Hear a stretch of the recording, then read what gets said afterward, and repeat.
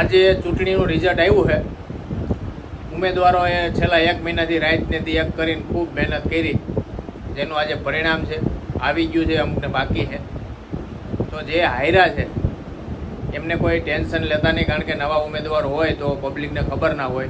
અને જે જીતા છે એમને ખૂબ ખૂબ અભિનંદન. અત્યારે મેં જોયું કે તડકાના જે રિઝલ્ટ આવે છે ત્યાં બપોર વચારે માણસો ઊભા છે. એટલા પબ્લિકે તમને 5 વર્ષ આપ્યા છે, તો આવી જ રીતના આજે તમે 1 મહિના ત્યાં મહેનત કરી ને, એવી જ રીતના ખાલી તમે 2 થી 2.5 વર્ષ મહેનત કરો, એટલે આવતી ચૂંટણીમાં તમારે વગર પ્રચારે તમે સીટ જીતશો. સામેનો પછી કોઈ પણ વ્યક્તિ હોય હારશે.